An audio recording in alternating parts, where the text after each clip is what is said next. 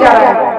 वो दिन दूर नहीं है जब दोबारा से गुलामी की जंजीरों में तुम लोग को जकड़ दिया जाएगा और दोबारा से धराधार कोई अम्बेडकर जन्म लेगा, क्योंकि हमें संघर्ष खुद ही करना पड़ेगा।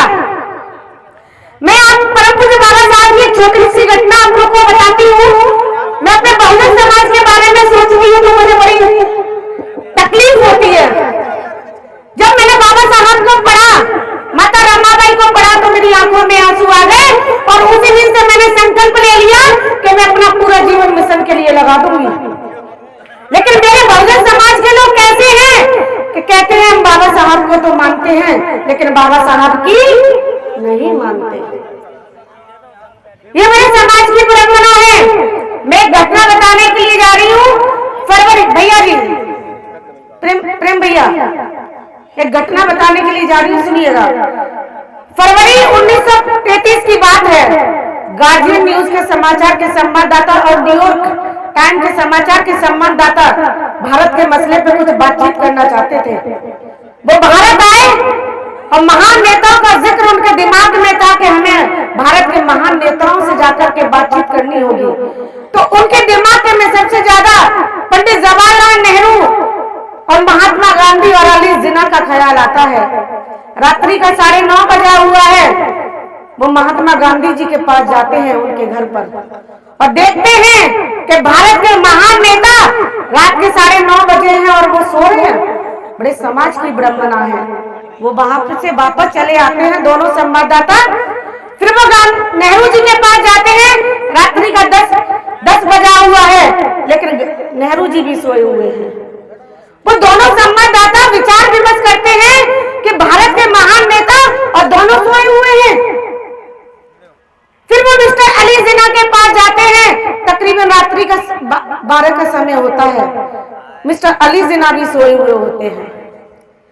तब बहुत विचार विमर्श करते हैं। ख्याल आता है उनके दिमाग में कि ना दलितों के मसीहा परम पूज्य बाबा साहब से मिला जाए।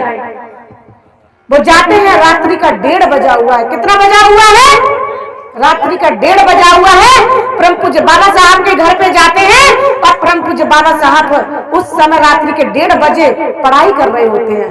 क्या कर रहे होते हैं? पढ़ाई कर रहे होते हैं। परम पूज्य बाबा साहब सो नहीं रहे थे, पढ़ाई कर रहे थे, अपनी पढ़ाई में व्यस्त थे। किस लिए? अपने बहुजन समाज के अधिकारों को दिलाने के लिए। परम पूज्य बाबा साहब 1:30 बजे पढ़ाई कर रहे थे। दोनों संवाददाता बाबा साहब के सामने बैठ जाते हैं और कहते हैं, हे बाबा साहब, हम भारत के महान नेताओं के पास गए, पंडित जवाहरलाल नेहरू, महात्मा गांधी, मिस्टर अली जिन्ना के पास। वो सो रहे थे।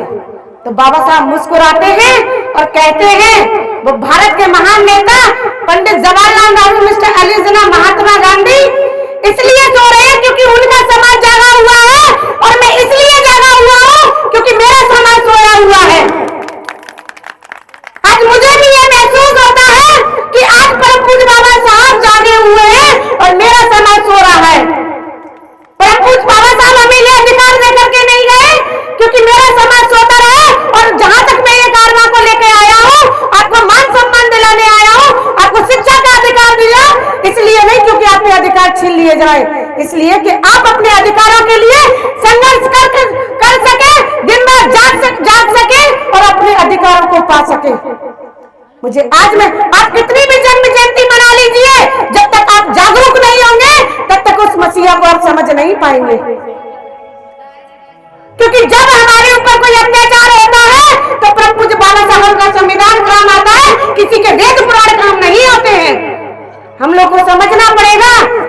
वो समझते हैं कि परम पूज्य बाबा साहब क्या करके गए, वो शिक्षित भी है, संगठित भी है और संघर्ष भी कर रहे हैं। लेकिन हमारा समाज अपने घरों में संघर्ष कर रहा है, जमीन जायदाद के पीछे संघर्ष कर रहा है। लेकिन वो लोग बाबा साहब की विचारधारा में चलते हैं।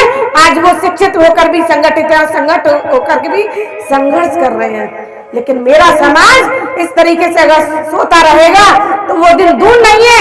संविधान को खोखला तो कर दिया गया है लेकिन लागू करने की देर है, हमें एकजुट होने की देर है। संविधान बचाने की जरूरत है हमें। अगर जिस दिन संविधान खत्म हो गया उस दिन हम और आप खत्म हो जाएंगे।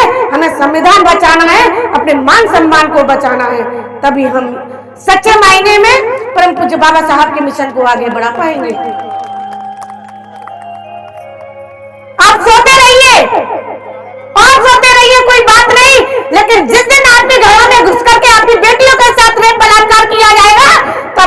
कोई बाबा साहब बचाने के लिए नहीं आएगा।